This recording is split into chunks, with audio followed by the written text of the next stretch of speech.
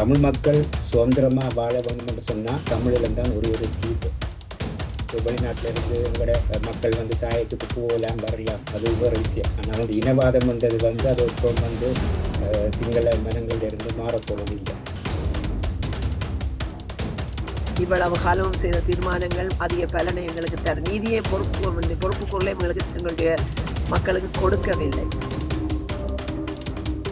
இதை நாங்கள் கைவிட்டால் இலங்கை உலக பார்வையில் அது இல்லாமல் போயிடும்.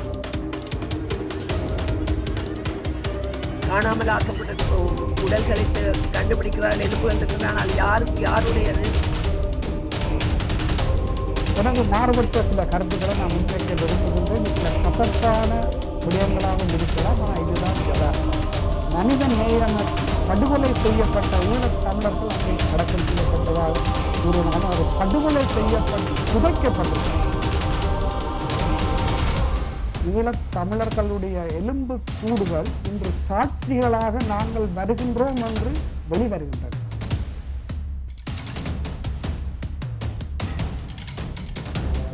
ஈழத்தமிழர்களுக்கு நடைபெற்ற இன அழிப்பை சர்வதேசத்துக்கு கொண்டு வருவார்களா என்பது பெரிய ஒரு கேள்விக்குரிய. தமிழ் தேசியத்தை சீரழிப்பவர்களும் எங்களுடைய அரசியல்.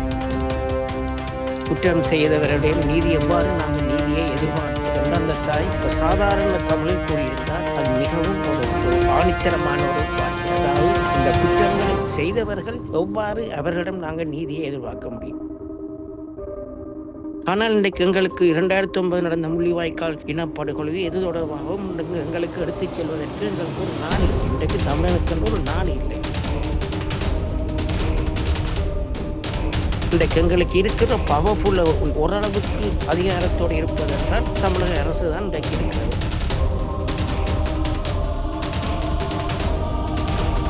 இரு தேசம் ஒரு நாடு என்று சொல்கிறார்கள். ஆனால் சொல்லிவிட்டு அவர்களும் சுயநிர்ணய உரிமை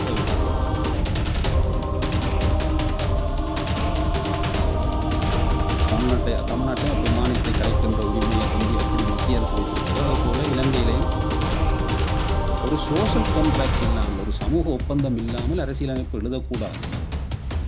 முன் நடந்த குற்றங்களை, செம்மணி போன்ற குற்றங்களை, வெலிக்கடை போன்ற குற்றங்களை, யாழ் நூலக எரிப்புக்கு பொறுப்பானவர்களை எல்லாம் தண்டிக்காது. மிகவும் ஒரு மனம் நொந்து நாங்கள் கதைக்கிற ஒரு விஷயமே இருக்குது.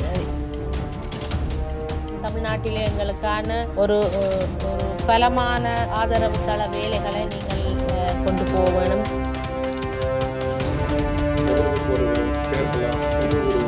சொன்னார்களே தவிர அதற்கான நம்முடைய ஈழ மண்ணிலும் இல்லாத ஒரு கூட்டம் இருக்கத்தான் செய்கிறது. இதெல்லாம் குறித்து துளியும் தெரியாத சினிமாக்காரர்களை, கதை வசனகார்த்தாக்களை அந்த மக்களுக்கு ஒரு சுதந்திரமான தனித்தமிழ் அரசு உருவாகவில்லை. அதனால நான் ஒன்று செய்யணும், வருகின்ற சட்டமன்ற தேர்தலில் உங்களை நிபந்தனையின்றி நான் ஆதரிக்கிறேன்.